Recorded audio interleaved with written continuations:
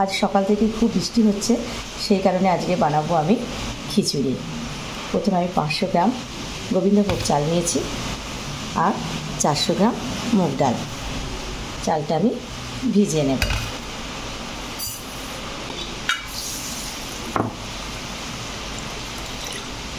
ভালো করে ধুয়ে নেব।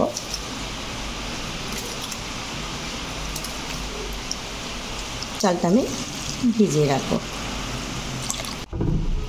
শুকনো খোলায় ডালটা দিয়ে দিলাম, একটু ভেজে নেব।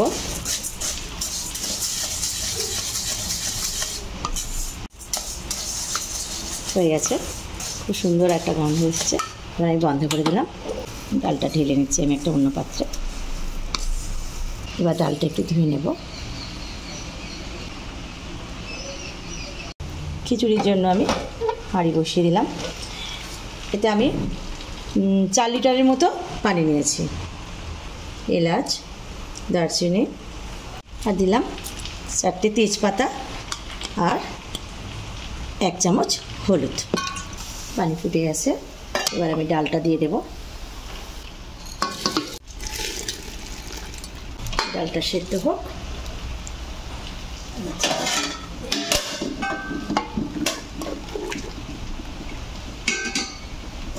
চাপা দিয়ে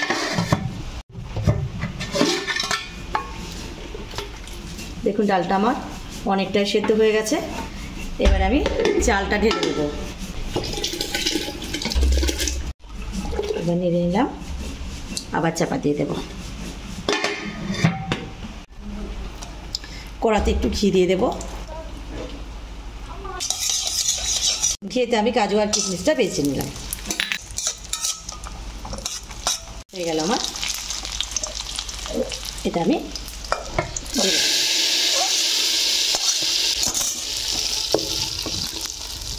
ভাজা মশলার জন্য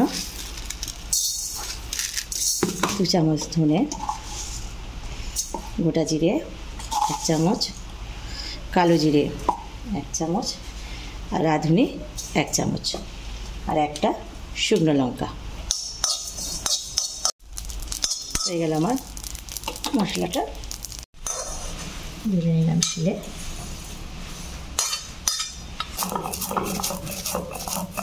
একটা পেস্ট বানিয়ে নেব। তার জন্য একটা টমেটো, 4টে কাঁচা লঙ্কা আর আদা।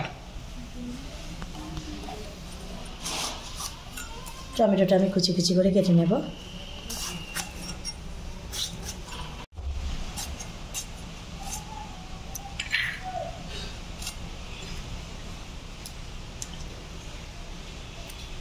লঙ্কাগুলো দিয়ে দিলাম, এবার আদাগুলো। আদাটা এবার কেটে নেব।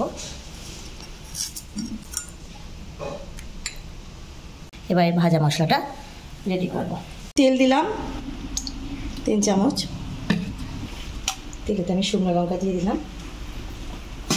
এবার এই তেলে আমি সেই পেস্টটা দিয়ে দিলাম। আদা দিলাম, নুন, দারচিনি, লঙ্কা আর সেই ভাজা মশলাটা দিয়ে এটাকে 3 মিনিট কষিয়ে নেব। এটা আমার কষানো হয়ে গেল। এবারে আমি খিচুড়িতে ঢেলে দেবো মশলাটা। হয়ে গেছে। এবার আমি এতে একটু নুন দিয়ে দেব, 1 চামচ নুন আর একটু চিনি। খিচুড়িটা আমার হয়ে গেছে। এই যে এরকম হবে।